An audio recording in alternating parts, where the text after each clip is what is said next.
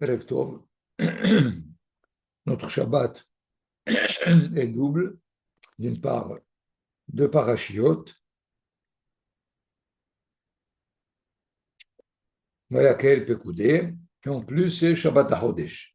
C'est le Shabbat qui précède, évidemment, Rosh Hodesh Nissan. À la limite, encore, cet élément tellement important que quand on est à la fin de quelque chose, a priori, c'est un début. Vayakel Pekoudé sont là comme les deux parachiotes finales du deuxième livre de Shemot, mais c'est dans le Shabbat où commence déjà l'année suivante, qui est Shabbat HaChodesh. Agave, il faut noter que le Mishkan, dans la parashat Pekoudé, la dernière, a été monté le premier Nissan de la deuxième année. Donc, la Torah et la liturgie juive nous obligent à ne pas être dans la fin d'eux, mais le début. D'ailleurs, même le mot ketz, qui veut dire, dans la traduction générale, ketzayamim, la fin des temps, je propose toujours la traduction, la finalité des temps. De cette façon, on n'est jamais à la fin de quelque chose. Nous allons essayer d'étudier quelques thèmes que la construction du Mishkan nous propose dans sa complexité. Prenons deux midrashim qui, a priori, se contredisent, il n'y a aucun doute. Mais finalement, en essayant de regarder de plus près, on voit Davka qui se complète. Ce que nous avons toujours expliqué à propos des controverses des Hachamim, le mahloké des Hachamim, ils ne sont pas dans une querelle, mais ils sont dans une étude de complémentarité au niveau de chaque façon d'exprimer, d'étudier le sujet lui-même. Donc, prenons à propos de Betzalel lui-même, puisqu'il est le master-chef, si on peut dire, du Mishkan. À propos de ça, les deux Midrashim, un dans la Gemara et un dans Midrash Tanhuma,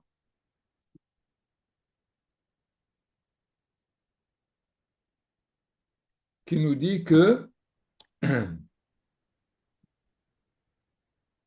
Vayas Betzalel et Aaron, c'est dans la paracha de Vayakhel, c'est en son nom que la construction de l'arche est écrite.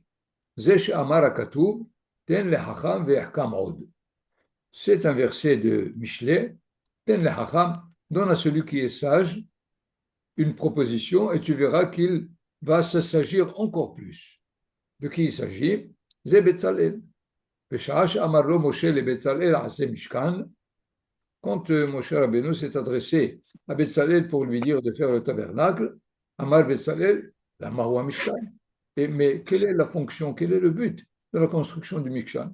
Amarulo, les Hashrot Shechina Betocho, ou les Lamed Israël, les Israël Torah, afin qu'il y ait la résidence divine et que de là, l'enseignement de la Torah pourra être propagé. Amar Betzalel, Ve'echana Torah Netuna. Mais la Torah, où est-ce qu'elle est maintenant? Lorsque on fera le Mishkan, on fera l'arche dans laquelle on mettra la Torah. Alors, Moshe Rabbeinu lui dit, fais le Mishkan et ensuite on fera l'arche, mais lui, Shene'emar vayas Betzalel et Aaron, et pas le Mishkan lui-même. La Gemara de Berachot nous donne un enseignement presque inverse. Amar Rabbi Shmuel bar Nachmani, Amar Rabbi Yonatan. Betzalel, al Shem Chochmato Nikra.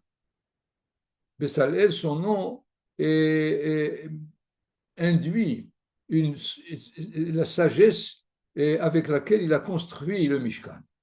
Besha'ash Amarlo Akadosh Baruch Hu le Moshe, lorsque Akadosh Baruch Hu a dit à Moshe Rabbeinu, Lech emor le Betzalel, aseli Mishkan, Aaron vekelim, va lui dire de me faire un Mishkan, une arche et des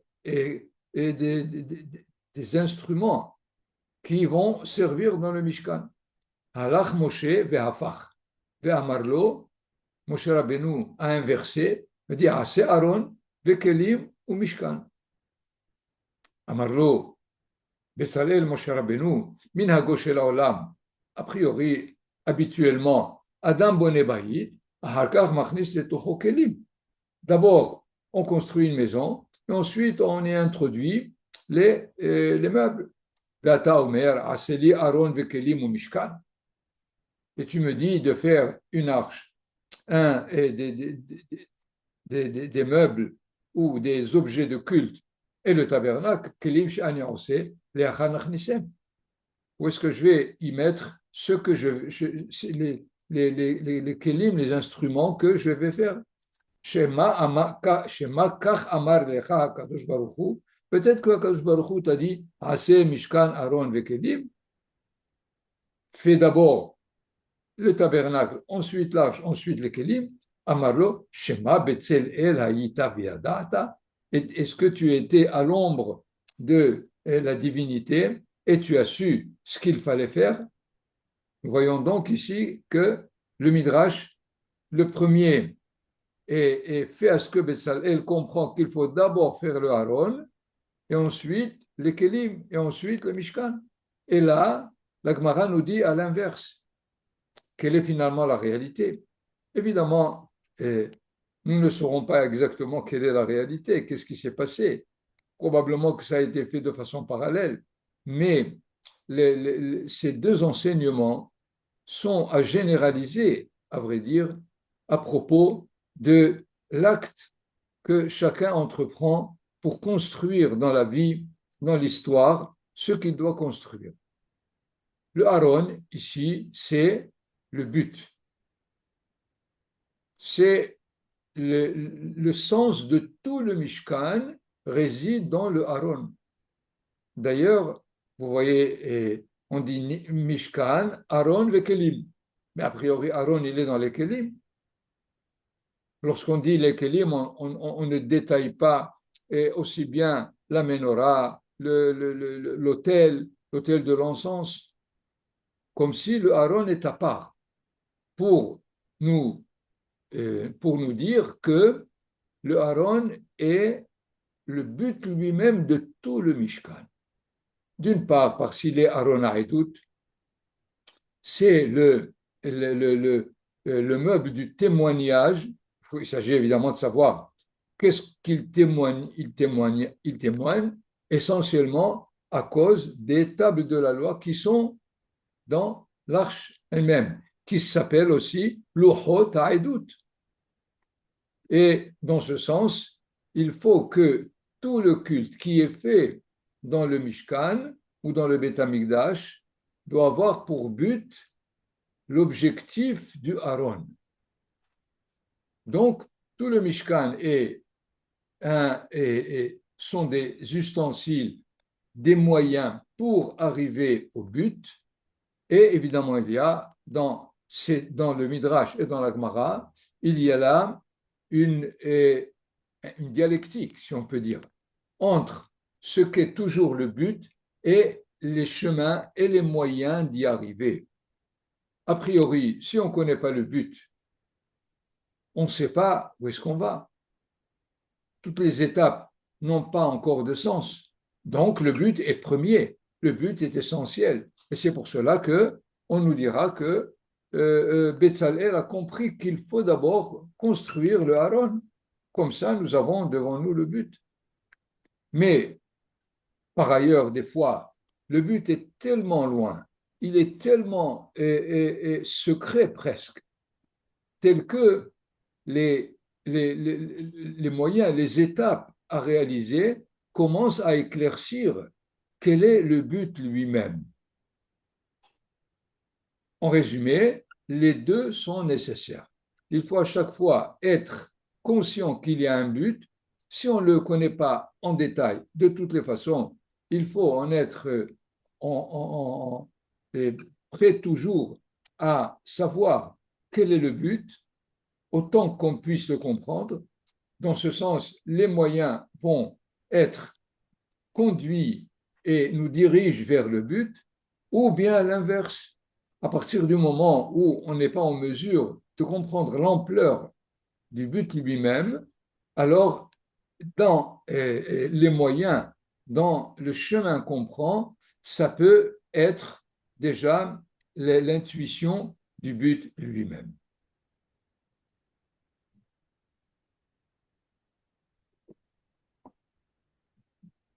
Une autre Gemara nous donne à propos de la construction elle-même et la relation au Mikdash du Mishkan à la création de toute de la création des 6 jours. Amar Rav Yehuda Amarav. Yodea haya Betzalel letzaref otiyot shenivreu bahem shamayim va'aretz. L'enseignement ici que Betzalel savait comment conjuguer et réunir les lettres par lesquelles les cieux et la terre ont été créés. C'est-à-dire, il était conscient des secrets de la création elle-même. Comment? Ketiv Hacha, à propos de Betzalel, il est écrit Vaimalle oto ruach Elohim. Il a rempli de l'esprit divin, Bechochma, Bitvuna, Uvda'at, Uvchol Melacha. Donc il y a là Chochma, Tvuna et Da'at.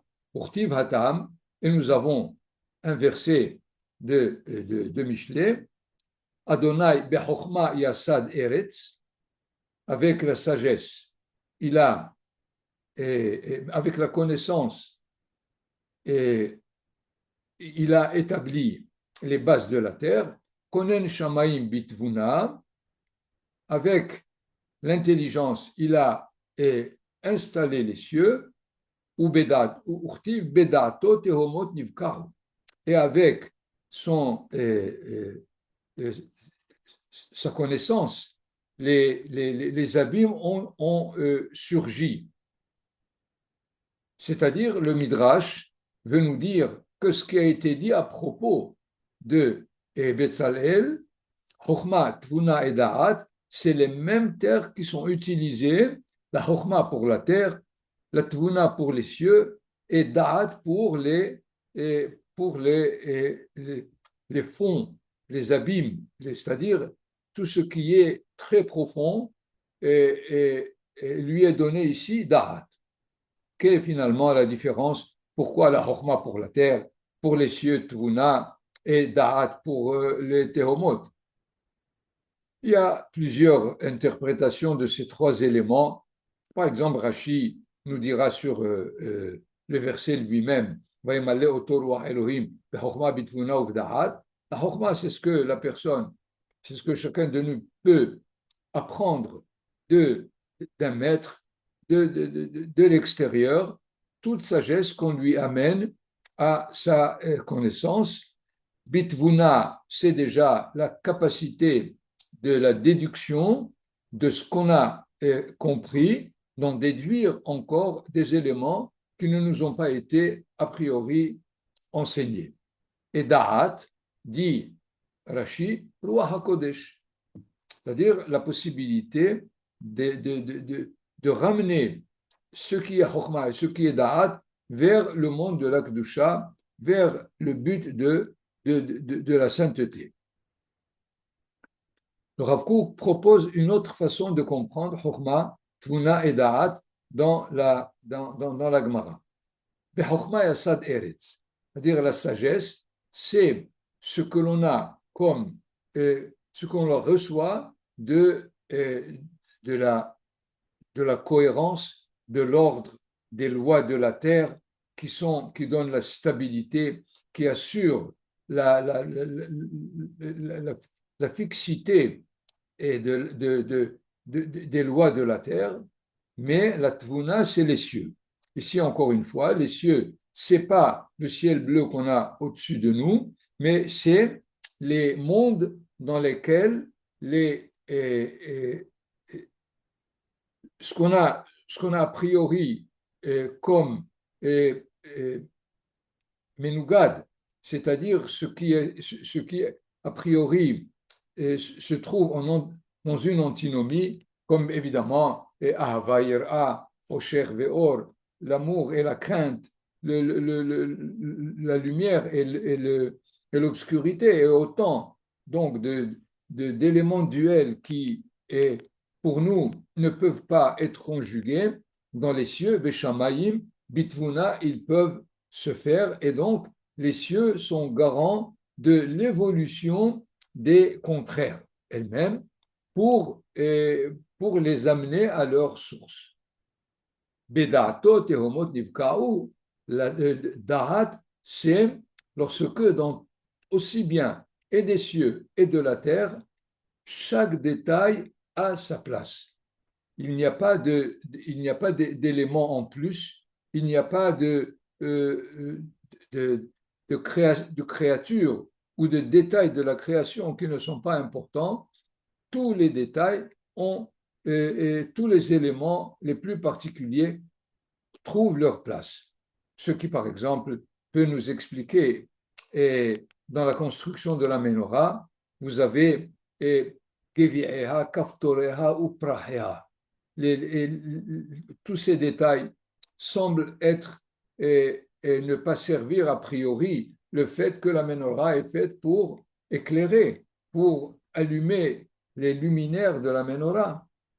Donc, ce qui nous semble sans relation directe avec le service du Kéli lui-même, la Torah nous indique de les mettre, et Betzalel était conscient donc de ce qu'était la création dans son début, dans l'effort que Akadosh Baruch Hu a fait pour créer en 6 jours ce qui est disposé et disponible pour l'homme, et Betzalel, de façon parallèle, établit le Mishkan dans le même élan. Dans ce sens, on pourrait dire de façon plus simple que pour construire le Mishkan, c'est-à-dire l'endroit où Akadosh Baruch Hu peut résider, il faut comprendre ce que Akadosh Baruch Hu a créé pour que l'homme réside dans ce monde-ci. La Bria, c'est l'effort du Créateur, et le Mishkan, c'est l'effort de la créature. Et donc, il est nécessaire d'être au courant de ce qui a été fait comme effort ou intention du monde de la création pour faire un Mishkan qui soit parallèle, qui soit là où Davka, le Créateur, peut être reçu, comme il a créé un monde où la créature peut s'évoluer. Nous voyons donc qu'il n'est pas évident de construire le Mishkan. Ce n'est pas simplement la connaissance des matériaux ou de ce qu'il faut pour tisser les habits des Kohanim. Il y a là quelque chose de beaucoup plus important et profond, c'est-à-dire être conscient de ce qu'est toute la création, être conscient de ce que tout ce culte a comme but, comme nous avons vu dans le Midrash, entre le Aaron et les Kelim, et nous comprenons donc a priori pourquoi il était difficile de faire ce culte du Mikdash, puisque finalement, il a été détruit 2 fois. Donc, ce n'est pas simplement par négligence ou malveillance que le Mikdash, les sanctuaires, le premier et le deuxième, ont été détruits, mais c'est parce que le culte divin est quelque chose de très compliqué. De très, très compliqué, et il faut être à la hauteur, il faut être à la mesure. Et on pourrait dire peut-être sous une forme de boutade. Le Mishkan ou le Mikdash dans le monde, c'est un élément anormal. Et ce qui est anormal ne peut pas durer. Jusqu'à ce que le monde lui-même soit conscient de l'importance pour qu'il rende le Mikdash normal. La conséquence du Mikdash qui devient normal à l'homme fera que toute la terre sera un Mikdash pour Akadosh Baruch Hu.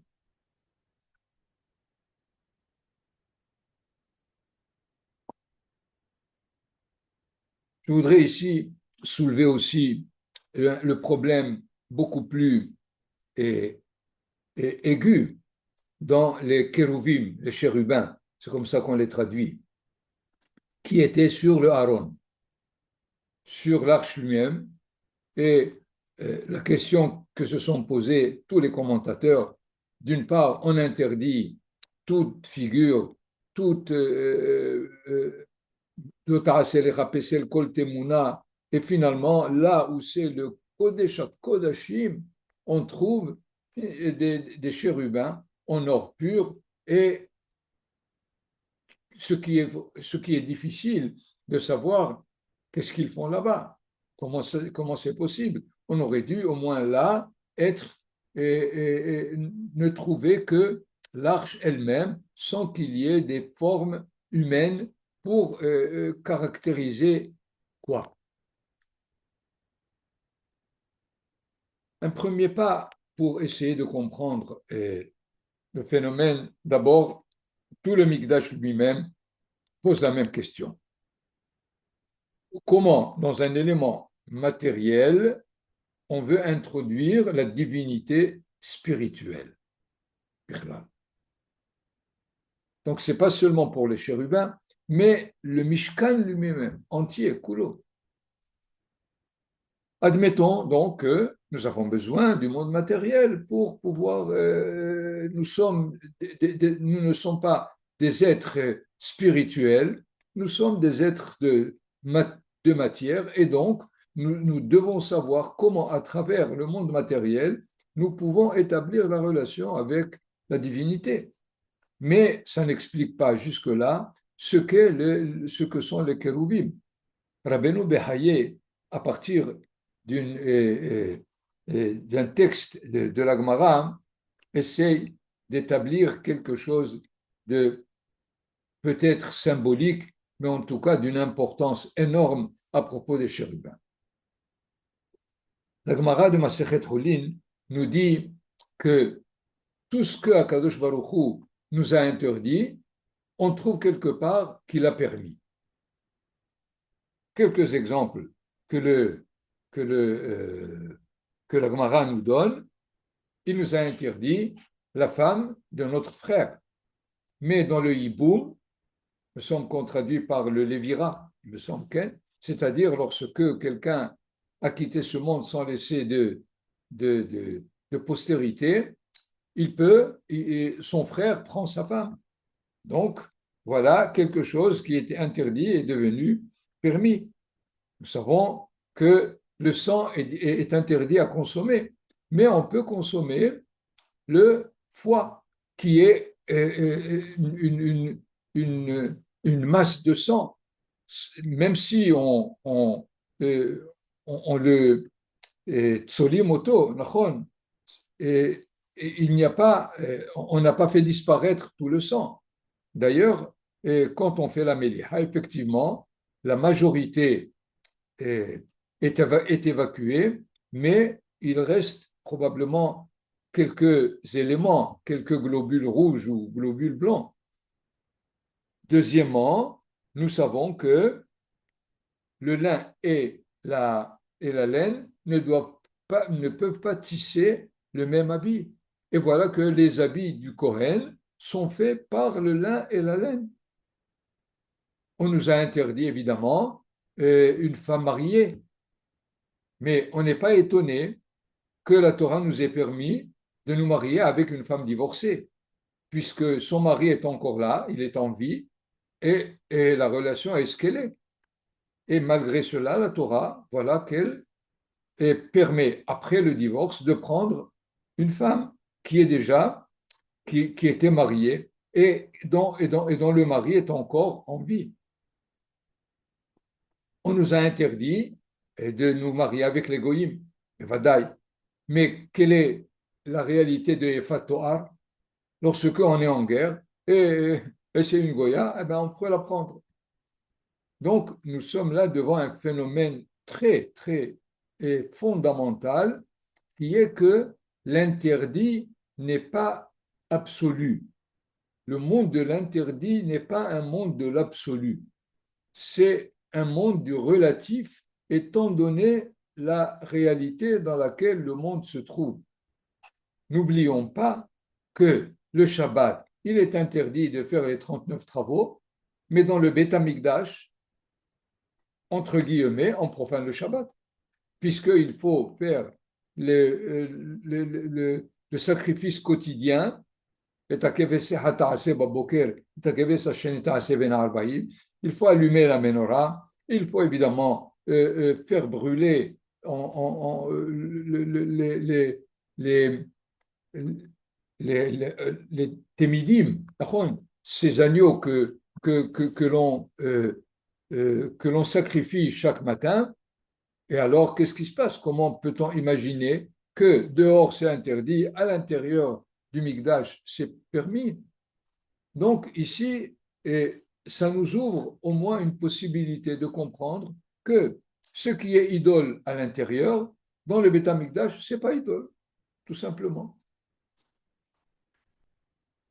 Par ailleurs, il faut maintenant aussi essayer de dégager le symbole de ces deux kérouvim. C'est deux et pas un ni trois. Pourquoi? Parce que on nous rappelle qu'on est dans le monde de la dualité, une dualité des controverses, une dualité de ce qui se contredit à la limite entre deux éléments. Nous avons la dualité à l'intérieur même du Beth Amikdash, du Mishkan. Prenez l'arche. Aaron Haïdout, il y a Shne Luchot Abrit. Pourquoi est-il nécessaire qu'il y ait deux? Nous avons les Hemapanim, le pain de proposition qui est sur la table, les Shulhan à Panim, qui sont deux rangs, 6 d'un côté, 6 de l'autre. Nous avons évidemment, nous avons rappelé les témidim de chaque jour. Un agneau le matin, un agneau l'après-midi. Moussaf Shabbat, il est fait de Shne Kevasim. Nous avons le Yom Kippourim, deux boucs, Shne Seirim. Il y a donc quelque chose qui, dans le Mishkan insiste au niveau de ce que doit renvoyer au Kohen, à tout celui qui rentre, que nous sommes dans un monde de la dualité où les deux éléments semblent difficiles à réunir et dans le Mishkan, on met ces deux réalités comme des éléments qui se complémentarisent et finalement, ce rappel-là introduit l'idée de l'unité dans le Kohen qui sert ou dans le Ben Israël qui arrive et qui est conscient de cette dualité dans le Mishkan lui-même.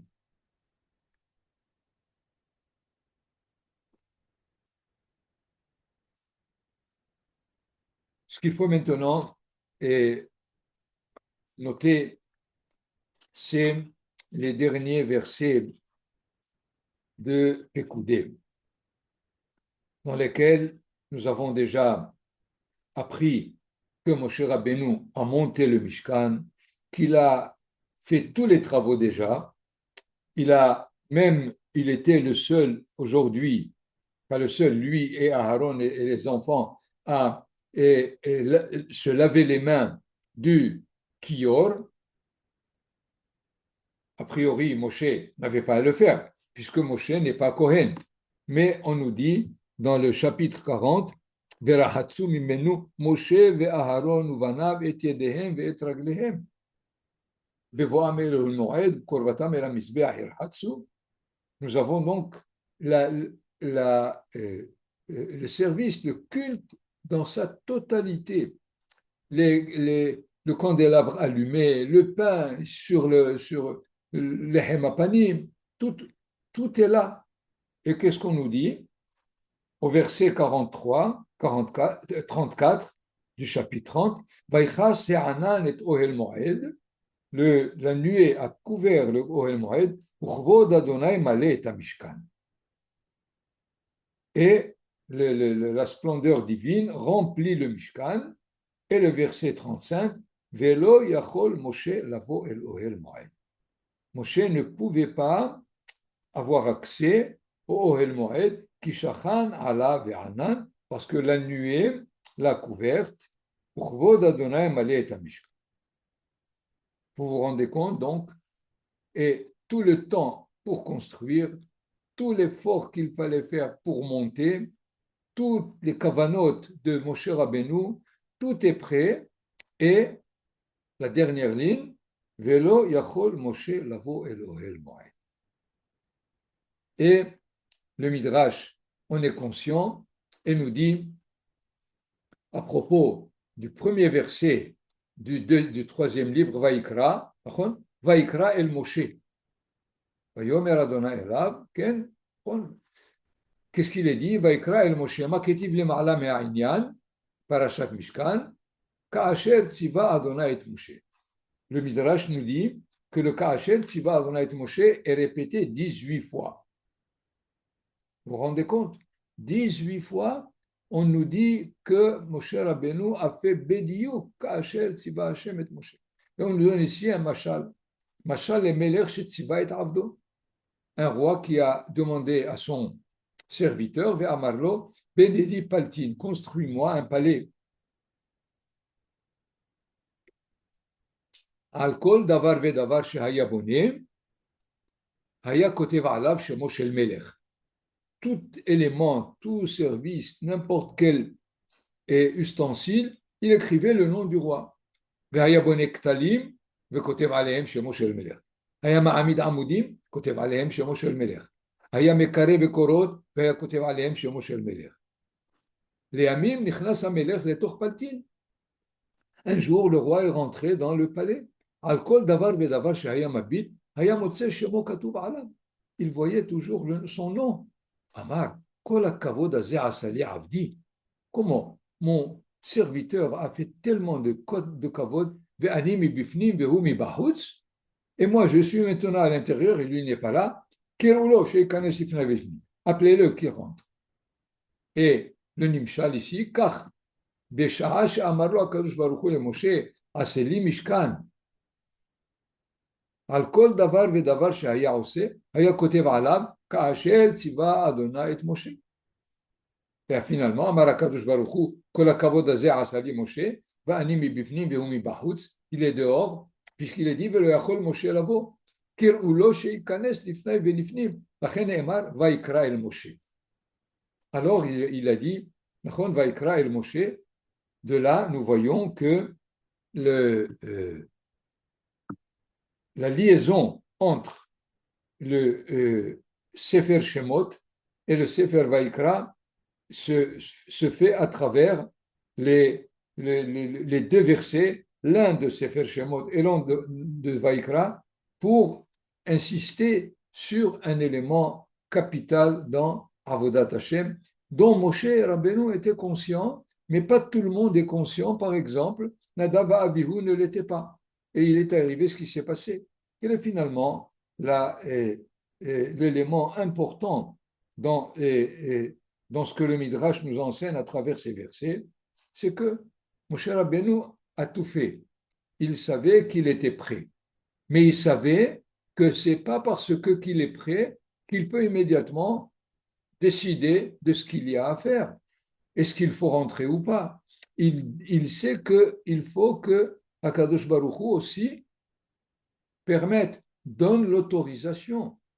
Et dans ce sens, on peut se retrouver ensemble lorsque les deux sont conscients de la liberté qu'ils ont de participer à cette réunion.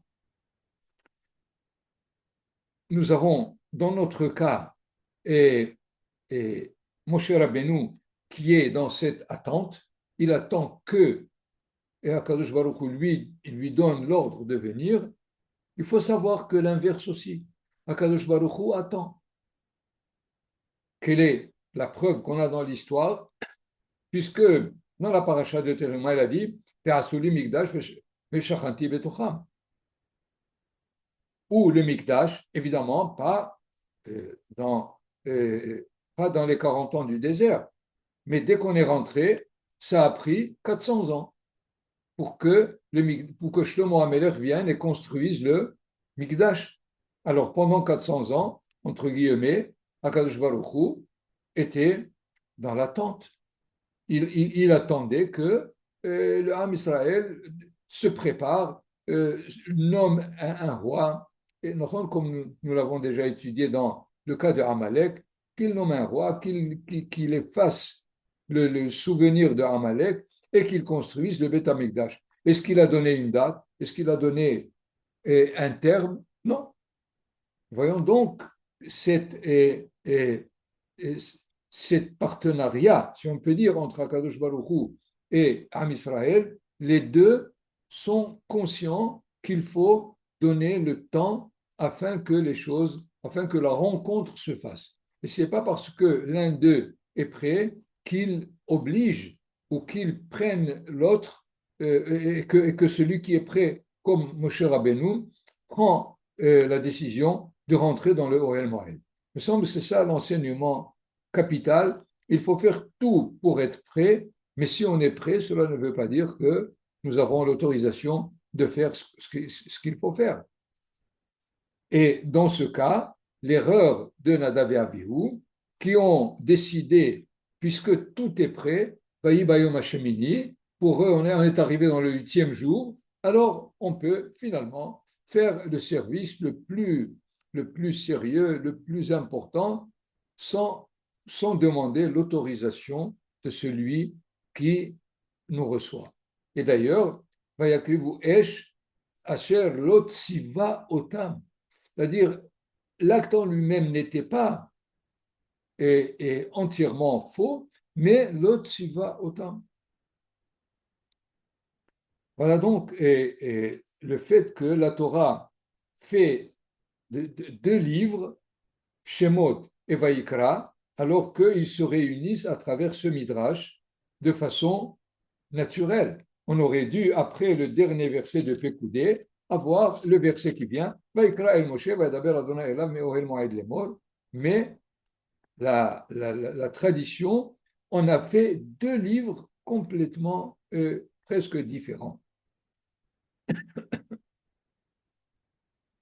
Voilà, Kulechem Beruchim. Si vous avez des questions ou des remarques, Bismillah Rabba. Ouais, Rabbi David, j'ai une question par rapport à la sainteté de l'espace et la sainteté du temps. La sainteté du temps est plus importante que celle de l'espace. D'accord? Et Okay. pourtant, dans l'espace, et pourtant, dans le Beth Amikdash, on profanait le Shabbat pour faire toute la avoda du Beth Amikdash. La sainteté du temps est plus grande que la sainteté de l'espace, pas dans l'absolu. Encore une fois, tant qu'on n'est pas prêt à quelque chose, il faut d'abord régler ce qu'est la relation avec le temps avant de régler la relation avec l'espace. Mais si on a réussi la sainteté du temps, alors la sainteté de l'espace est prime.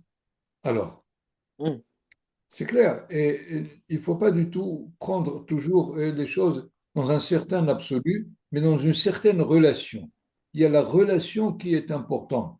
Est-ce que l'esthétique est importante ou l'éthique? C'est sûr que l'éthique est importante, mais voilà que dans le Beth Amikdash, l'esthétique est très importante. Alors, qui est le plus important? Non, la relation qu'il faut établir entre eux définit l'importance de chacun. Ken Colette, Bechavot. Titi Lichol, je voulais demander, est-ce qu'on peut établir un parallèle avec le fait que Moïse ne peut pas entrer en terre d'Israël? Avec le fait qu'il ne peut pas rentrer au El Moed. Et non, il me semble qu'il faut essayer d'étudier ces deux entrées pour comprendre en quoi il est rentré finalement au El Moed, alors qu'en Israël, il n'est pas rentré. Oui, Donc, le parallèle n'est pas évident et immédiat. Il faut comprendre que au niveau du Ohel Moed, c'est ce qu'il fallait faire, et après, c'est ce qui lui a donné l'autorisation. Mais pour Eretz Israël, c'est dans sa qualité d'être, pour le dire schématiquement, c'est l'être des miracles, du monde au-delà de la nature, et il faut qu'il soit à l'intérieur de la nature en Israël. Et dans ce sens, comme s'il n'était pas fait pour Eretz Israël. On donne plusieurs raisons, mais une des raisons, c'est au niveau de... parce qu'il appartenait au monde du Tov. Dans sa naissance, et sa mère dit, Vatere oto ki tovhu. Bien sûr, pourquoi pas, il n'est pas bon. Non, il est de ce Tov de la création. Qu'est-ce que c'est le Tov de la création? C'est que tous les jours, on a dit le mot Tov, le mot Ra n'existe pas du tout dans le récit de la création. Donc il y a un Tov qui n'est pas du tout en rapport ou en comparaison avec le mal. Évidemment, la matière est en premier lieu le lieu de la problématique du mal et du bien. Et comme Moshe Rabbeinu était au-delà de ça, donc il lui était difficile de pouvoir rentrer en Israël. Et Donc, Rabbi David, quelle est la signification du chiffre 18? 18, et il me semble avoir lu dans un commentaire, c'est que on dit Ba'asara ma'amarot nivra ha'olam, mais il n'y a que 9 Vayomer Elohim. Donc 9 fois 2, 18. C'est-à-dire, Betzalel a fait, a fait combiner les 9 de la création et les 9 de la créature. Et il en a fait l'ensemble des 18 Ka'asher Tziva Hashem. Waouh, il a fait. Toda, Rabbi David. Toda. Ulechem Beruchim. Et on le retrouve dans le schéma. Ouais, c'est 18 Oui, fois. ouais. Ken est dans la Hamida. Donc, Oui.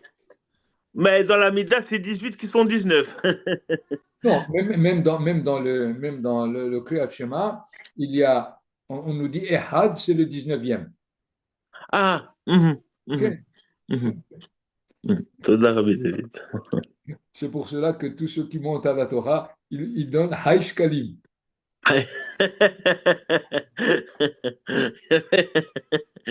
pour se souvenir du Mishra. Et